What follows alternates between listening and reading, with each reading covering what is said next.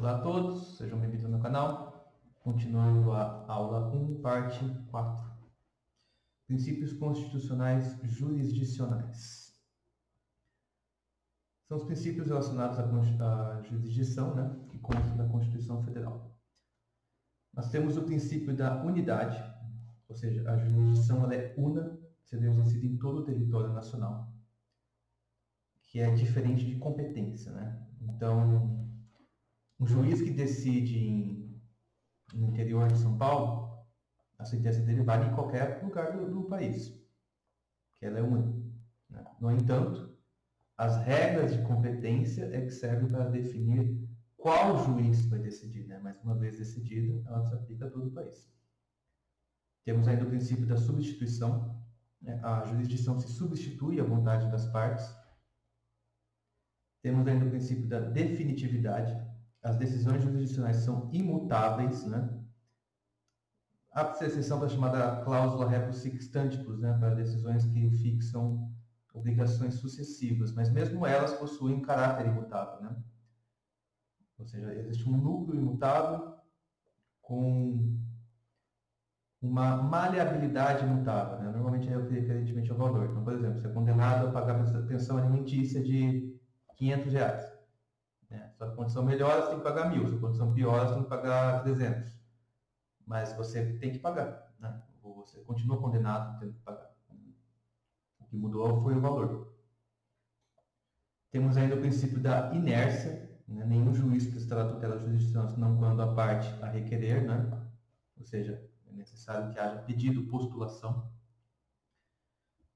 Temos ainda o princípio da disponibilidade e da indisponibilidade, Em direitos disponíveis, a inércia da parte gera a presunção de veracidade do fato. Em direitos indisponíveis, a inércia não gera tal efeito, não gera tal presunção, chamada revelia,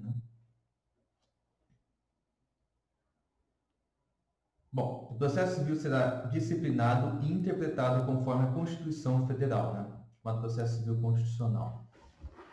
Deve seguir a dignidade da pessoa humana, Resguardar e promover a dignidade da pessoa humana.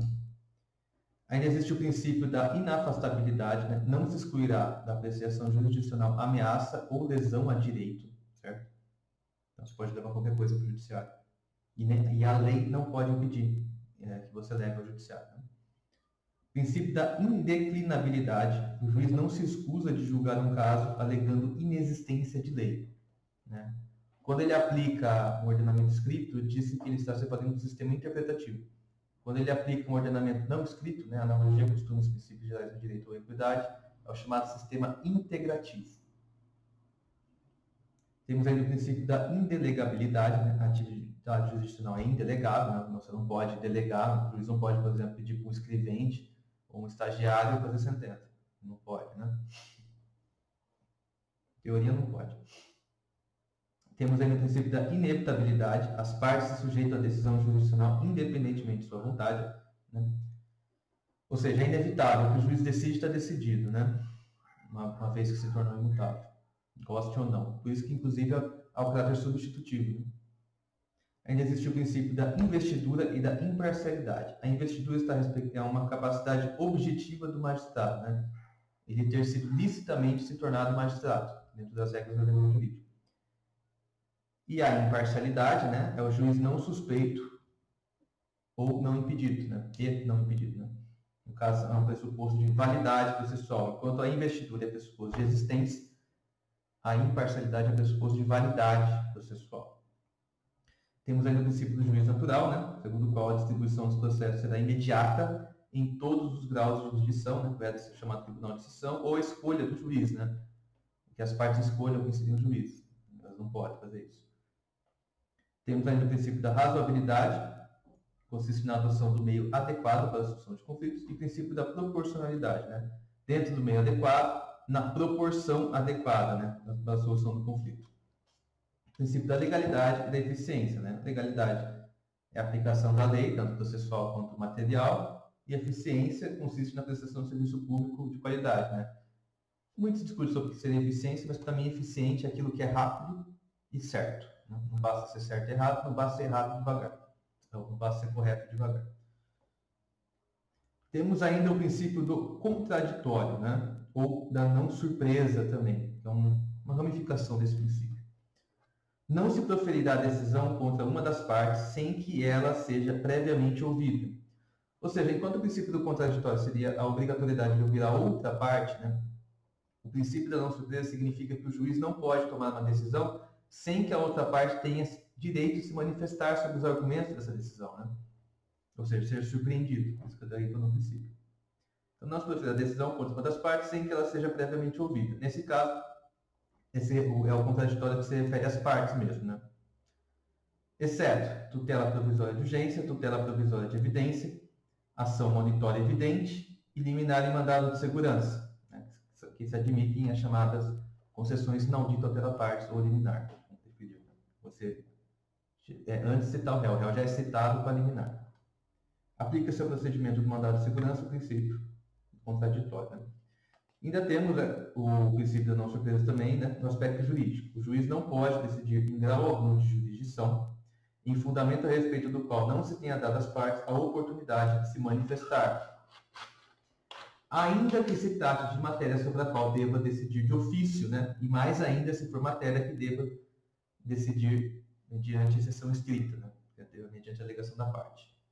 Em resumo, né, o juiz, exemplo, né, você entra com a ação, o juiz vai julgá-la carente, logo de cara, ganhou despacho. Ele, antes de fazer isso, ele tem que dizer, dar a oportunidade ao autor de se manifestar e depois ele julga carente, né? Se não convencido. A jornada permanente 235, né? Aplica-se ao procedimento de mandado de segurança o princípio da não surpresa, né? Bom, as partes têm direito de obter em prazo razoável a solução integral do mérito e da atividade satisfativa.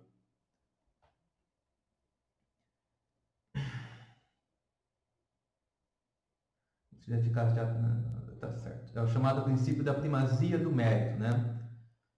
Então, o juiz, quando ele tem a oportunidade de julgar o mérito, ainda que o processo tenha algum vício, ele deve sempre priorizar o mérito, né? Sempre buscar corrigir o eventual defeito processual para depois aplicar o mérito. Jornada permanente 372. A primazia do mérito é aplicável a todos os processos, em todas as fases, né? Inclusive incidentes de instância recursal, impondo ao juiz o saneamento de vícios para examinar o mérito sempre que seja possível a sua correção. Ou seja, a extinção sem mérito deve ser assim impossível, é um vício impossível de ser conciliado no curso do processo. Porque, de regra, deve-se seguir o mérito. Princípio da autocomposição. É permitida a arbitragem e a conciliação na forma da lei, né? Permanente 371. O Estado promoverá sempre que possível a solução consensual dos conflitos por conciliação. O método de solução consensual de conflitos deve ser estimulado, inclusive em fase recursal. Mesma jornada, 371. Jornada 573. A Fazenda Pública deve dar oportunidade às hipóteses autorizadoras para aceitar a autocomposição, né? Ou seja, a Fazenda Pública deixa uma lista de hipóteses em que admite autocomposição e ela deve dar essa publicidade. Jornada permanente 617. É cabível conciliação em processo de improbidade administrativa. E jornada permanente 618. É cabível conciliação em processo de recuperação judicial, né? Ela fala conciliação deles, conciliação ou mediação, né? Que é quase a mesma coisa. Jornada permanente 707. Integra o sistema brasileiro de justiça multiportas, as serventias extrajudiciais, assim como o Comitê de Resolução de Disputas, né? É o chamado Dispute Board, que ocorre em licitação. O sistema multiportas consiste no sistema de conciliação, mediação, arbitragem e o judiciário, né? Quem deu esse nome imaginou que o seguinte, que o fórum seria como se tivessem 4 portas, né? E aí você escolhe qual você vai ir para solucionar o seu conflito. É nesse sentido que se chama multiportas, né? Quando a gente fala sistema multiportas, a gente inclui esses 4. Quando a gente fala autocomposição, é arbitragem, conciliação ou mediação, tá certo?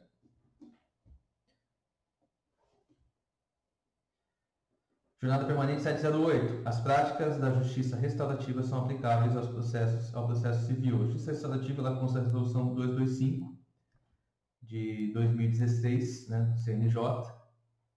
Basicamente uma justiça para evitar violência, né, prevenção de violência. E jornada permanente 485 será admissível a apresentação de plano de cumprimento de prestação em fase executiva. Ou seja, a autocomposição é admitida durante a fase de conhecimento, tanto no início quanto na fase de primeira instância, quanto nas fases de instâncias superiores e na fase executória. É por isso que é cabível o plano de cumprimento de prestação, né, na fase executiva, pois é cabível a concessão na liquidação, no cumprimento de sentença ou no processo de execução extrajudicial. Certo? Bom, vamos depois agora para... Por hoje é só não, né?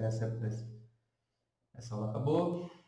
Então, se gostou do vídeo, curte, compartilha, se inscreva no canal, deixa algum comentário para acrescentar algum conteúdo útil que eu possa acrescentar no meu material.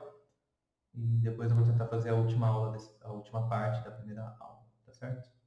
Obrigado a todos, até mais.